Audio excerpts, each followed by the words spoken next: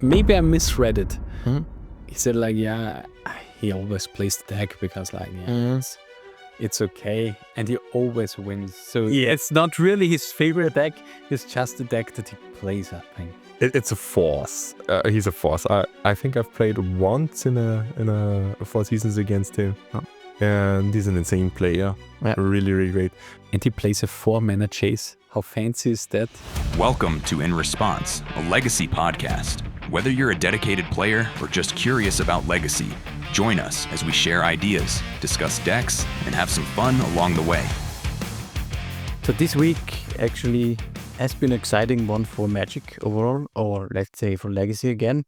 Have you followed what's going on from the 4 Seasons tournament that happens this weekend actually? We had an awesome Austrian showing. That's all I know, actually. True, yes. I basically read the updates from Felix. So this is kind of what we definitely want to discuss about. But before we go into that, and Felix is our guy from our Austrian Legacy community. Just briefly, of course, the 4 Seasons tournament again is happening every quarter, every season. This time it was the winter season. And how do you see this? Because I think when you look at the different seasons that happening throughout this tournament, there are different number of people attending. And this time we had 250 players for the Legacy main event. I think that's pretty much normal for the Winters edition, because that's always the least amount of players there in March or February, because it's Bologna, although it's Italy and it's probably a better weather than most of Europe at the time. It's still not really fun to be there. You can't swim, you can't go really sightseeing or something because it's still a little bit cold. But 250 players is still an awesome turnout for an event like that. And so, I'm also looking forward to be a part of it probably next year again. Yeah, I mean, neither of us actually could attend the event today or last weekend. I think last year we attended twice or something like that, but this time not really. But it's still, as you said, winter edition is probably one of the ones that is not so much visited compared to the other editions. But still, I think the 4 Seasons event overall are great tournaments so that we can have a glimpse of how the meta of Legacy is shaping up. And we have some interesting deck lists and finishes that we can talk about today. So maybe we can start with since we briefly mentioned it, we have Felix Stenitzer from our community. He ran pretty hot this weekend. Oh, wow. Such an awesome showing. Yes. So he went second position in both the Modern and also the Legacy main event. So that's pretty impressive. Yeah, it was basically one of his best weekends in Magic in general. And it's pretty impressive when you say one of. Yes. I mean, he has a second place at an LMS tournament. So definitely on there. But Felix is like one of the most hardworking Magic players that we have in Austria, I would say. Also played twice on the Pro Tour. So pretty nice showing from him. Especially since he's now branching over from Modern and Standard events to Legacy. And he did really, really great. Finally, we got him over to the dark side. But before we go into the dark side, did you know what he played in Modern? He played Krebs. He's usually the Titan guy, but no, he switched over to Mill because it should be Mill. Really not a usual deck for Modern actually, but apparently it's pretty good. No, I think the meta currently is in position that Mill is a really good deck, especially with Surgicals in the main deck and stuff like that. So he as he did in Legacy, he bought a really good guide, talked with the creator of the guide, and performed really well in the tournament. I guess since you mentioned surgically, it's because there's the Teemo Breach deck, right? That is running rampant. Basically, it's a combo deck, and of course, being able to exile one of the combo pieces game one is pretty valuable. Yeah, true. Absolutely. But speaking of Legacy, because you mentioned the dark side, what kind of deck did you choose there?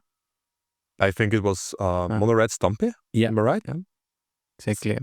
So that's also one of the big boogeymans right now in the format, alongside Blue-Black Reanimator and Eldrazi, Nadu to some extent. Everyone is gunning for Mono-Red Stompy because that's just probably the best Stompy deck that you can play right now. Yeah, it's really, really well positioned. It has really small pressure points in thinking, which suits especially, I think, players that are not too familiar with the format, even though Felix, of course, did his work there. But yeah, the deck is obviously great, and sometimes you can just spike any event.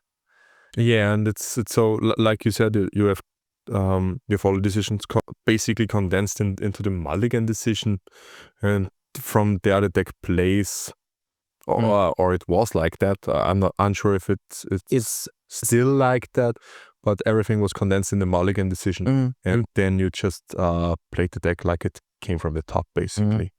Yeah, as I tested the deck a lot actually for the Eternal Weekend. There are some positions where it's pretty hard to play in the mid game, especially since the One Ring gives you sometimes a lot of choices, where you also have to try to remove the One Ring because it's sometimes getting to be a little bit of a liability. But other than that, as I said, keep a mulligan decision is all. Yep. And if you bring the skill set from various other formats, especially like draft formats, where Keeper Mulligan is also like a really, really big decision there, you are pretty confident in the deck. I would say, well, when we look at the deck list just a little closer, there's nothing really that stands out actually. It's just a stock version of Mono-Red Stompy. Yeah, the one thing that stuck out from me was the decision to only play 6 MDFC cards instead of the 8, and he played 5 mountains and 1 of the channel lands, the red one where he gains 2 1/1 ghosts. This one was basically the big decision in the main. I mean, I asked him about his deck decision, and he said he copied a random deck list from NTGO. There's no one, I guess, not something that he put too much thought of. But what he mentioned is, so I guess for the main deck, he went random. I agree. Yeah, sometimes you see 8 or 6 MDFCs. Yeah, there are basically 2 versions. The one that Felix played, and there is another one that plays exactly 4 copies of each card, even the mountains. Plated of mountains. I love. Yeah, it's 4 mountains instead of the 5 mountains and the channel land, and and this version also plays like 4 of each MDFC. Yeah. Exactly. Other than that, I think at this point it has been proving itself that we have this squishy suit of Bombardiers. Yeah. Then we have Paragoyf, Magus of the Moon in the main deck, Fury playset, and Siemens Rolls and Siemens Spirit Guide. Obviously, you need the mana. I have to beat down from Spirit Guide. Yeah, sometimes it wins games. Exactly. And you have the full 8 copies of Blood Moon effects in the main deck, and also 4 copies of the One Ring. So, all the powerful cards. And yeah, what do you think is right now the would you still consider other choices? Sometimes we see Laelia, for example, or I don't know, even to this point, I think the decks all omitted Rebel Master. Yeah, I think Rebel Master is kind of a different suit. where you kind of want to skimp on a little bit of the Blood Moon effects. One card that was often talked about, which could be good in the main deck, is in addition to Chalice of the Void, Trinisphere. Trinisphere is for various metas a really, really good card. I think Felix played it in the sideboard, if you remember correctly, but I think it's 2 copies on the board. But yeah, Trinisphere is, other than that, the card. Rebel Master was distinctively a card that was played in Mono-Red Stompy, where you want to close out games as fast as possible. And with the addition of the One Ring since like 1.5 years now, it shifted a little bit because you have some form of card advantage in the late game. In some form of protection. Yes. So I'm not sure, does he play for Chalice of the Void in the main, or? Yeah. Okay. Also, I would say pretty standard still, since there was the banning of Vexing Bauble, yeah. They all switched back to the Chalice version, which makes sense. Yeah, it was a clean switch for Vexing Bubbles out for Chalice in the main. You switched a little bit around because like there was the version where you played the 4 Laelias in there. But since then you basically put out the Laelias and put in the Magus of the Moon. Yeah, which is a great call, actually. I think Mono-Red Stompy is the deck that really keeps Eldrazi in check because of the 8 Blood Moon effects. I think without this dedicated Blood Moon deck, Eldrazi would run rampant in the format. Because Micro Spawn is just such an insane card, to be honest. Alongside Flashbreaker. Alongside Flashbreaker, but at least we can do something against Flashbreaker. With Micro Spawn, the cast trigger is just so awful to play against. So Mono-Red Stompy, as we mentioned before, is for sure the best version of a Stompy deck that you can potentially bring to a tournament these days. Also, speaking of the sideboard, there's a lot of choices that you can customize your deck for, and one of those is actually that we briefly can mention is Felix opted for a playset of Fairy Macabre instead of Leyline of the Void, which is great. I really like that addition because as a fellow graveyard player myself, it's like I basically never fear a Leyline. Because people are so used to simply mull down to a non-functionable hand. Yes. Because it has a Leyline or 2 Leylines or something, and then they just get blown out by a random Force of Vigor, Echoing Truth, or something like that. And Fairy Macabre is a total different beast. I mean, if you expect it, you can work around it, but it's not really expected, in my opinion, out of Mono-Red decks, out of Mono-Red Stompy decks. So I can see that players get a fair share of free wins against graveyard decks by opting for Fairy Macabre instead of Leyline of the Void. And another point to add on here is especially like Mono-Red Stompy, where you have like distinctive starting hands. You need basically the Soul Land plus the Chalice of the Void. You need the 3 mana on the first turn to allow yourself to turn 1 the Blood Moon or the Magus of the Moon. And when you have those restrictions on starting hands, and then you add on top that you have to mulligan for a Leyline of the Void, it's kind of hard. Even though you would like to always mulligan for the hate pieces from the sideboard. But now with the One Ring, your ability to draw extra cards, and Felix also said it on Twitter, I really like to also have the ability to draw into hate pieces. Yeah, and that's big. I think I've done it once that I cast Leyline of the Void in Mono-Red Stompy, the hard way. With Lotus Petals? No, with Fable tokens and Chromebox excelling another one, but this is very, very niche. So having the ability to draw into your hate pieces is a nice thing to include.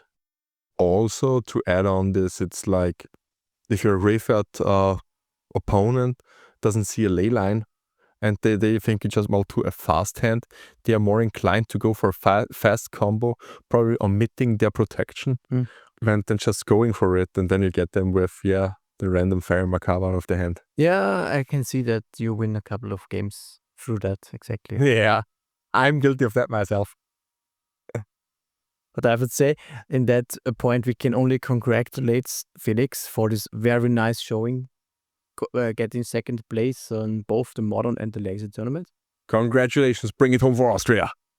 Exactly, yeah. And he actually got the pass down on the European Legacy Masters in white because the winner, again, going a little bit further, Dota Achios is unfortunately not able to come to the European Legacy Masters. So Felix is one of the first, or actually the first, Austrian to steal an outside slaughter boss and to be qualified for this year for Austria. Very nice, absolutely. That achievement.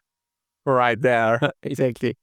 And if you want to achieve also something, I think it would make sense that you hit the subscribe button for our channel. So if you like what we are doing, just take this brief moment, hit the subscribe button, follow us on Spotify and YouTube, and leave a comment if you like our format that we are doing right now. We are experimenting a little bit with our setup. So if you think this is a nice addition or a nice change, leave a comment, let us know so that we can improve our podcast. Thank you. Okay, we talked a little bit extensively now on Felix's Mono-Red Stompy list. The main decks of the top 8 lists, we have 3 copies of Blue-Black Reanimator. Boo. I still don't really get it. I mean, this deck got nerfed. I don't think it's that strong anymore, and it still puts up decent amount of results. Why? Because it's such a sweet deck to play because of the 2 plans. And I think, and I'm in love with how is it called? Modulary sideboards since the start of playing Magic or competitive Magic in general. And this deck does it since day one. Since it was invented with Grief, it's a deck that really pushes off the Reanimator plan in game 2 and game 3. You really have to respect it. You have like 4 to 6 bad cards in against the matchup that you don't need it because maybe they are on blue-black tempo basically in the sideboarded games. And if you play against any blue semi-controlly tempo deck and you have 6 or 4 cards that are shit in the matchup, you will lose the matchup. And this is exactly what is happening currently still with Blue-Black Reanimator. What I'm wondering, what do you think about this? If you look at the Blue-Black suite of cards historically, a lot of the card combination has been available in Legacy for a long time, but it never really put up results. Why do you think is that? And now we have this dominance, and like 2 cards of the deck had already been banned with Grief and now Psychic Frog. But still up there and never was before. I think the problem was the modularity. I think they always had like a semi-reanimator plan in game 1 in the main deck. They were like caught between 2 decks basically in the main deck. And the sideboard was like generic sideboard cards that you would play in any blue or black deck in Legacy. And I think now with a hyper focus a little bit more onto the Reanimator game plan with like additionally 1 or 2 other threats that you can play in the main deck and a streamlined sideboard that you can skimp on the Reanimator plan out. I think this was just invented like when Grief was out and they were just caught between the 2 decks for the longest period of Legacy. And I have to add here the biggest nominator here of that deck being good is just Troll of Khazad-dûm. Yeah. Yes. This card alone, because it fits in both archetype. It fits in the mid-range deck and it fits in the Reanimator deck. And just give Reanimator a card that you can cycle for a land, get in the bin and reanimate is probably, I don't want to say it's too strong, but it's definitely the source of its tier status. Yeah, exactly. It adds so much to the consistency, and this is also what I think might be the biggest contender for it, why it's super strong. It's a combination of, if you think about it, right? Fetchland plus Entomb effect Yeah. that you cannot counter. Yeah. It is very consistent. You can activate the troll out of Wasteland, for example. So you don't need colored mana either. Yeah, and the 6/3. Am I right? It's a 6/5. As the 6/5, the 6/5 is also a pretty nice clock. It doesn't have any more additional effects besides Super Trample, but Super Menace, which is a really important effect of the card actually. Yeah. you Because can like, easily play 4. That's the thing here, and you don't dilute your mana, No. your land count. You don't dilute your deck in any way. It just makes it better. Really good. did Dota play any Wastelands? Do you remember? Yes, it's always usually more average. It's 3 copies. Yeah. And some opt to go for the 4th copy. I personally consider it a little bit greedy, but I think it's mostly 3 copies. Yeah, because like in the phase with Psychic Frog against Eternal Weekend, there were the Fury that you basically skimp on Wastelands because you needed to have the well-established mana base, especially since you want to cast your frogs on turn 2. It's still kind of the case, but now instead of frog, you want to cast, you can be a little bit flexible with your creature suit, Bowmaster, Sparrowglyphs, even main deck, more Brazen Borer or something like that. So Dota played 3 in the main, for example, which is a really, really high amount, but this shows just the versatility of the deck. It shows that he respected other Blue-Black Reanimator players to bounce their troll. That's a good point. Yeah. Actually, in the mirror, it's one of the best things you can do, and that's one obstacle when you reanimate opposing trolls, that you get punished by Brazen Borer. Oh yeah, that must hurt. Yes. I've seen it a couple of times in the last European Legacy Masters, actually, in the finals. Yeah, this is one of the reasons why back in the day, Matteo Blasi won because of that. Yeah. Real nice tech. Nevertheless, deck. Besides the 3 Blue-Black Reanimator decks, we also saw a copy of Bernd Nadu. What do you think about this? I'm actually a little bit surprised that it wasn't Cephalid Breakfast, because in my opinion, I believe that this deck is stronger and has a better plan A than Nadu, the Bernd Nadu deck. Also, the ability to just win out of nowhere, to have an I win button in the deck, is just so valuable. And sure, with Bernd Nadu you make your huge army, but it's not like you still have to pass the turn. And with all this combo in this format, with Upsul spells, also Blue-Black Reanimator being really strong, there are just so many ways this can go wrong. I'm surprised. It's nice to have it up there, but I would have thought that Cephalid Breakfast would break it to top 8, to be honest. Yeah, I think also like Cephalid Breakfast is a little bit the better Nadu deck, as Philipp just said. It's just simply more streamlined. You have an additional combo outlet with the Graveyard, even though we've heard like Graveyard is heavily targeted, especially with Blue-Black Reanimator being the top dog of the format currently. So I think Nadu has like a little bit of a different angle, but I think overall the better deck currently positioned should be Cephalid Breakfast. It's just sheer speed matters, and the Nadu deck, I think on average goes to combo like 1 turn later. Yeah, and it's not really also a combo. You establish just an overwhelming board presence. And does it not when we have Fusser? No, usually you just have this guy that pumps and doubles your counters. The Bristol Bill? Yeah, Bristol Bill, exactly. And this would be your lethal attacker. You get a couple of triggers, you put a couple of counters on your creatures, and then you double them if you have enough mana. And then you just 10/10s and 20/20s and sort of that. But it's in my opinion, they draw a lot of cards, but they still can die to Orim's Chant into anything. Yeah, yes. I thought it was like there was like in Modern, when the Nadu deck was around, there was like one loop established where you basically it was bounce all your opponent's permanents or something like that, and then you basically won. Then we can ask Felix because it's like green permanent. No, I think it was just everything of the opponent. Yes, something like that. Yeah. And then you regrowth the procedure. So I don't know exactly. Yeah, but you basically put with endurance, you put everything back, true, yeah. and you coupled your endurances with the 2-mana thing that you can aura onto a creature you control.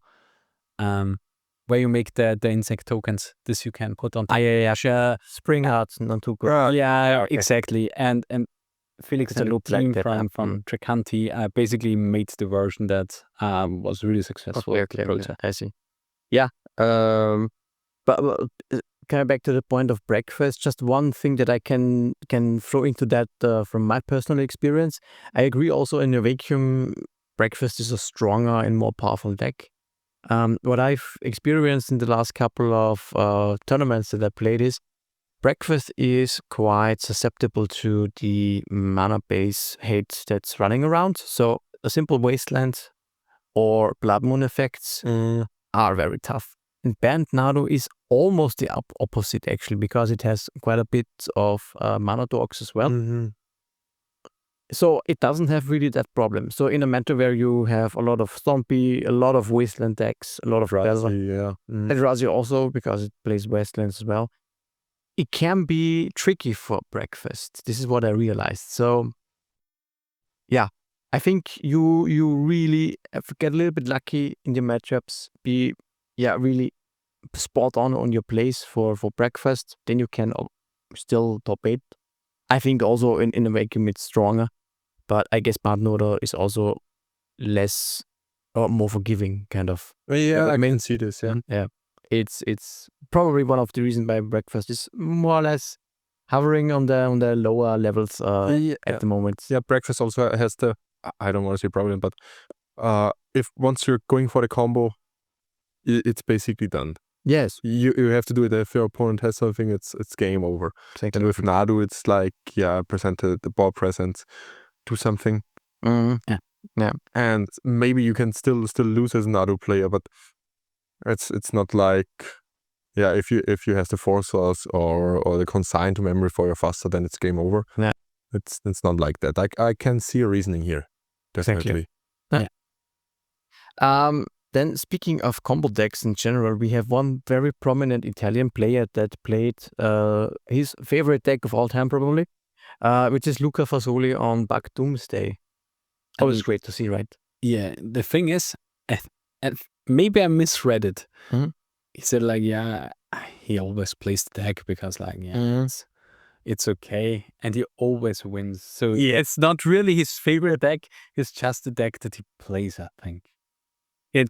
But Luca Fasoli on Doomsday, just great to see. It's a force. He's a force. I think I've played once in a 4 seasons against him, and he's an insane player. Yeah. Really, really great. And he certainly opted for probably the strongest Doomsday version at the moment, because Veil of Summer is awesome in the field with a lot of thoughts users. Yeah.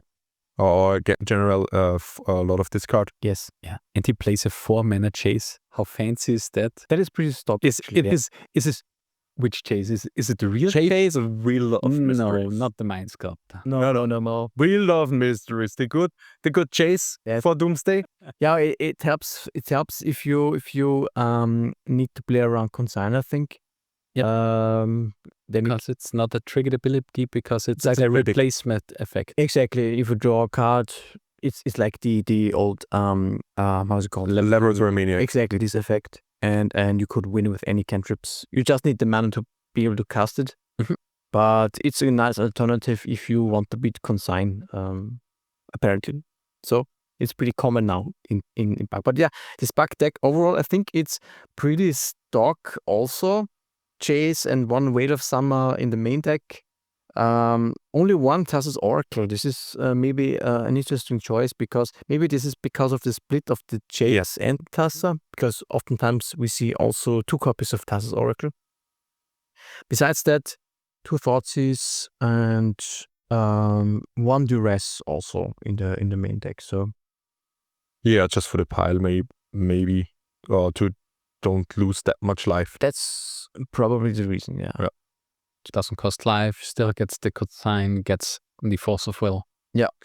I find it a little bit disappointing that Luca opted here for the stronger version of the deck, because I would have loved to see his Bolas Citadel Doomsday build. That's so awesome, because it plays Tendrils of Agony again in the main deck, and then you can you go Doomsday for Bolas Citadel, and then you go through your pile, then Doomsday again, go through your then Tendrils, go Doomsday again, lose half the life, go through the pile again, Tendrils. It's such an awesome idea, and I would have loved to see this going to top 8, but unfortunately, maybe he took it from pre-modern.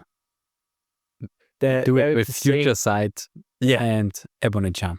Exactly, yeah. This is the version of pre-modern that does it. The thing is, if Mental Note wouldn't be that expensive, I would have already built Doomsday, because I love the deck in pre-modern so much.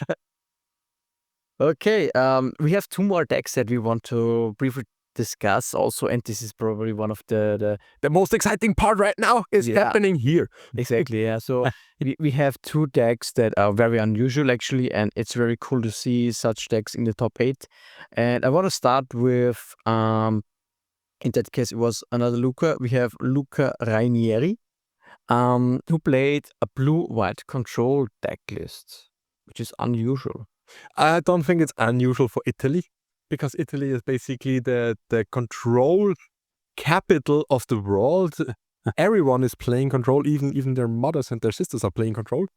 It's well known that Italians love to play control, and so it's normal or it's expected at least that one control player goes top 8.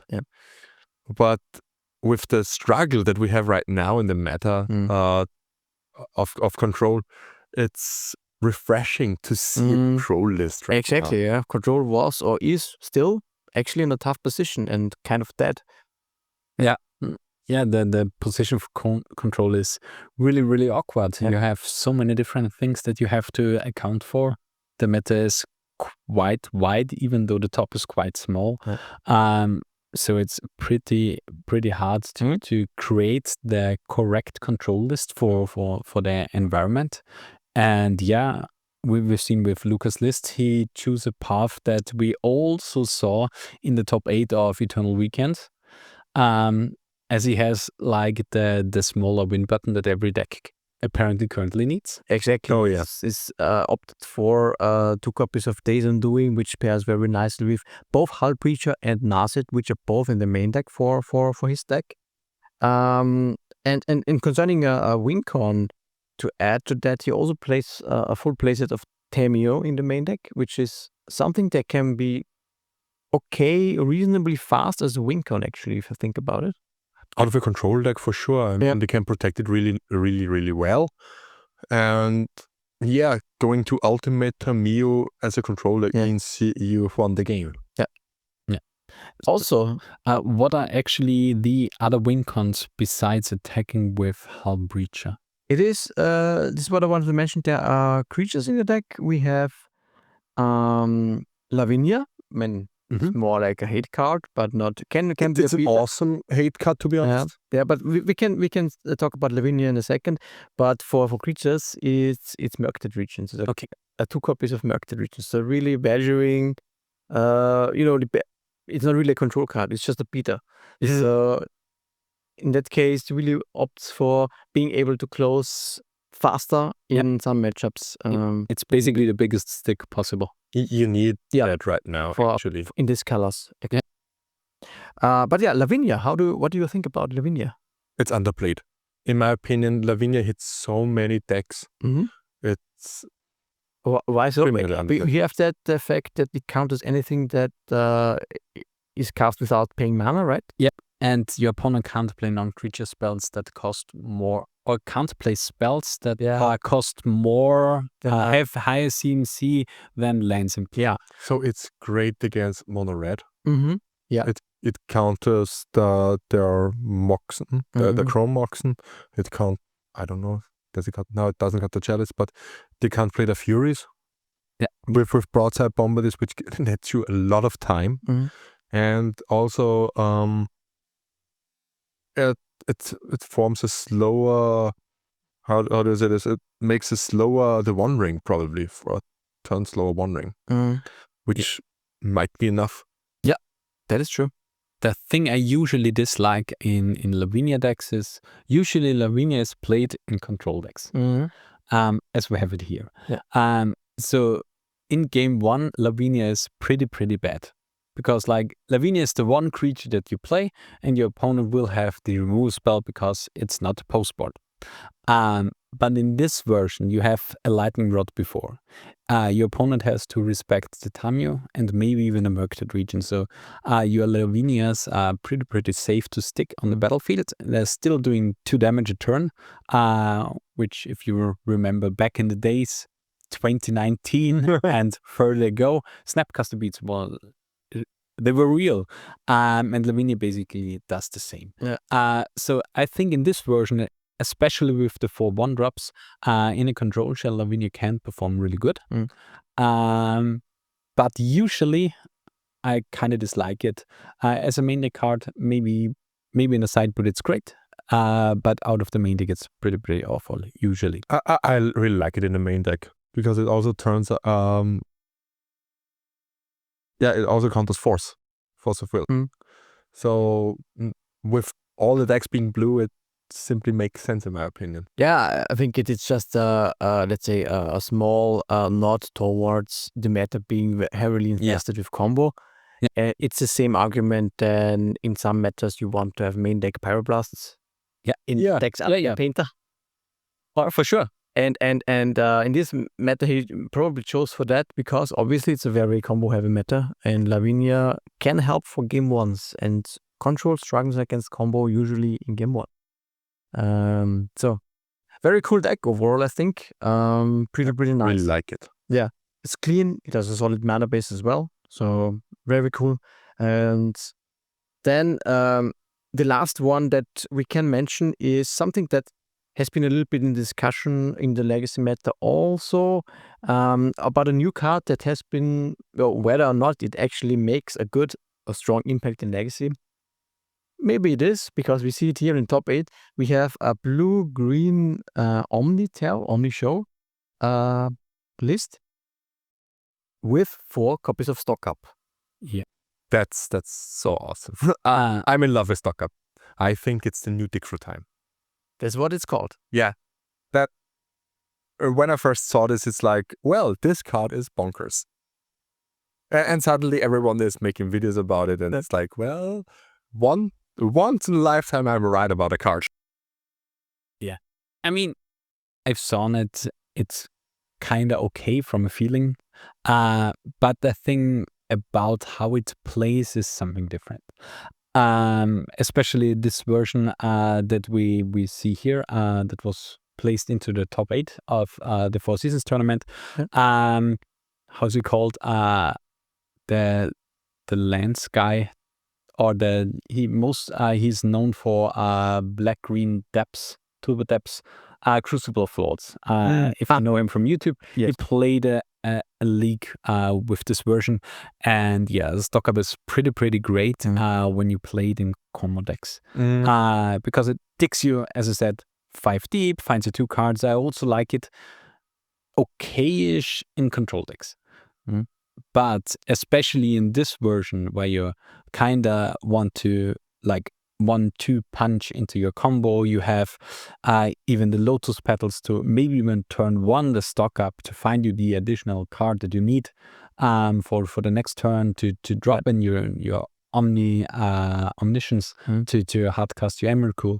It's a really good card to find you various combo pieces, and especially the choice with blue-green in the meta. You have, like, as we told you 1,700,000 times in this episode alone, the top dog of the Legacy format is a blue-black deck. Whaler Samba performs in such metas really nice. What I really like about Stock Up is if you show Intel and Omniscience to play and you have a Stock Up, it might find you another stock up, which might find you another cantrip, which might find you another stock up. And then you just can chain through your deck very, very easily. It's not just for finding combo pieces. It also enables the combo afterwards a lot better. That's basically also what Dig Through Time did back in the day. That's also why they played it. Exactly. So if you would have only a couple of show and tell into Omniscience and you're missing the Emrakul, you can close out the game probably in the same turn if you have that. Yeah, the big thing, especially in this version, is like the mana cost. Only 1 blue and 2 generic is really, really important to play the Ancient Tomb decks. Exactly. The one big downside of the card is the card type. It's a sorcery, which is sometimes pretty awkward. But in this version, it's kind of okay because you still can hold up your Force of Will at your opponent's turn. But for something that we told you before, the Miracle stack, basically blue-white, tap out control is not a thing anymore. No, that definitely not. I mean, I really like stock up also in control lists because paired with Teferi, Time Reveler, you can still go end of turn stock up. It's like end of turn Factor Fiction. Just better. Just better. Just better. Yeah. So I can see this also in control decks, in my opinion. It is somehow experimented with in different shells. Also, we see it in, they are lingering around this blue-black tempo mid-range versions, not tempo or not Delver, but mid-range. And I've seen copies where they play 2 or 3 copies of stock up and be like a mid-range, more control-y type of blue-black deck. Yeah, in my opinion, this is probably the not the right place for it to shine. I also don't think so. It might not be the best. I think in version like this that we see in Blue-Green Omnishow is probably the best. As you said, it's best suited with Ancient Tomb, probably. Yeah. And also what I like to add here is Oracle Shift. I think stock up in Oracle Shift is also a really great addition because they are also playing Ancient Tombs. Mono blue, it finds all the pieces that you need. Yeah, and it's an A+B combo deck basically, and it's the cards that takes you to the combo pieces. I need to get some Paradigm Shift. Also, what is really cool is usually this deck struggles a little bit compared to Sneak and Show, that it has too few copies of like payoff cards like Show and Tell. But with stock up, it more or less adds more copies. It's kind of it's a hybrid between extra chances of finding Show and Tell, and also if you don't have it and you need to grind and be like on a attrition-based game, you can still use it to more or less draw 2 cards. Yeah. And the reason why I'm saying this is that these kind of decks in the past always try to add some effect like this. And I think the card that was best, I think I might be wrong about the card name, but I think it's Pieces of the Puzzle. It was Pieces of the Puzzle, yeah. It was never played in those Omnishow lists because Pieces of the Puzzle only gets you instant or sorceries.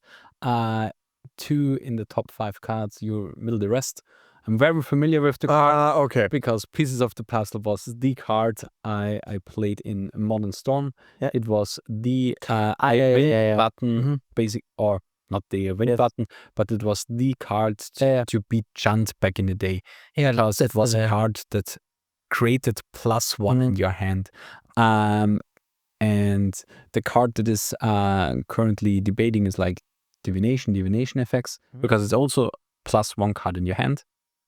For the same mana, it's a sorcery. Pieces of the Puzzle also sorcery, but only instant or sorcery. The cards that was played in those Omnishow decks was Lauren revealed in the last 1.5 years. Yeah, but also, but I meant now different one. I have the artwork in my head. It's a card that searches for an instant, or I think card with flash. It's Mystical Teachings? Yeah, but there is like, it costs only 3 mana, and it's a sorcery, and Get something from your deck. Yes. I don't know it exactly. We can look it up and put it on. If you know it, put it down in the comments. So Anyway, the idea was that usually you would get show and tell because it searches for an instant or sorcery. This is the type of exactly. Now I know it. I don't know the name. I know the card. Either you get show and tell if you need extra copies of if you don't have it, any idea? or if you have show and tell already in Omniscience, you get Cunning Wish, and then you get Shared summons and go for the combo. So it's about hybrid. It either gets the show and tell or the payoff then in the end. So I don't know the name, but we can. I don't know the name either, but I know the card now. But I think it's also sorcery, am I right? Yes. Yeah. It can find itself. It can find itself. Yeah. I think when you just reflect all of this top 8, what do you think about the meta as a whole to close this out? It's extremely combo centric in my opinion, with a lot of Reanimator. Basically everything is combo besides the blue-white and and Felix's deck. But it's Stompy. Yeah, so it's the meta is extremely unfair and totally favors that kind of deck. We will see. If I don't think we need something banned. In my opinion, it's like people are already calling for Entomb to be banned or Reanimate again. It's like I don't really see the appeal here. I don't think it will fix the problems, quote unquote, that Legacy has. At the moment, I really like the meta. It's very open, it's very wide, although the top is very narrow. So if you just want to have fun and play maybe to a good finish, maybe not spiking tournaments, but going to get into prize or something, you can do that with basically, I don't want to say any deck, but with basically any deck that's somewhat viable. I think it's a nice meta at the moment. Yeah, I haven't played for a few weeks. Yeah, me either, but I'm all the meta. But when I look at the meta, it's currently a little bit, for me, not so green, I would say. Because like I think that the times for Blue-Black Reanimator should have been over. And I would have really liked to put the deck not into the dirt, but like steady tier 2 or something like that. And I think that the game concept of the deck currently is too strong. And with the top tier, or basically the best deck currently being so flexible, it really restricts what every other deck can do.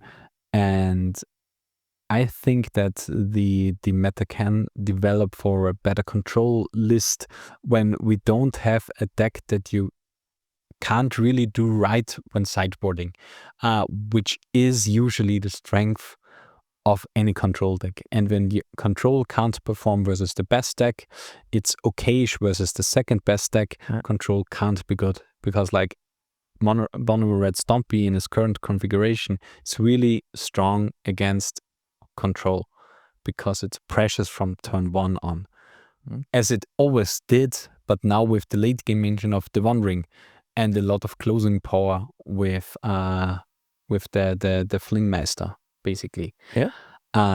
So yeah, I think we need to change it up a little bit. Maybe we give it a try for the next set, but I think Legacy needs a real shake-up in the next time. Can I say something here? Don't cry. No. I gotta say I kind of agree that we should push control a little bit more, but I don't think that Blue-Black Reanimator is really the culprit here to Control's demise. In my opinion, the sheer existence of Microspawn and Flashraker in the format really has its things with Control. Yeah, that's another big card that pushes Control out. So Control simply can't win against Eldrazi. It simply doesn't work, and its sheer existence is a problem. So in my opinion, maybe, I don't want to say bans or something, maybe I say it bans. maybe a gentleman's agreement of not playing those. Not playing Michael Spawn would put Control in a better position, and then Control would be able to overpower Blue-Black Reanimator. And then would have been a very much even more healthy metagame than it is right now. I don't advise for anything to be banned out of Blue-Black Reanimator. Maybe Michael Spawn would be my pick if ban talk arises. Reanimate. I would say No, it's in 2. I don't understand why you want to ban Reanimate. well, thanks guys for this discussion. I think We have a ban discussion probably in the next few months. it has been a very nice talk actually, and I think at this point there's a lot, of course, to more debate, but I think we can let viewers also decide. And if you want to add to that discussion, please feel free to comment. We are happy if you have something to add there. And has been nice. Thank you, and see you for the next episode. Bye. In response, the end. Das würde, glaube ich, gar nicht meine. Ich würde es auch nicht meine. Nein, Deswegen habe ich noch gesagt, bye. Deswegen habe ich gewartet, bis es aussieht. Sie haben mir gedacht, ich werde einfach gleich drüber fäden mit der Musik.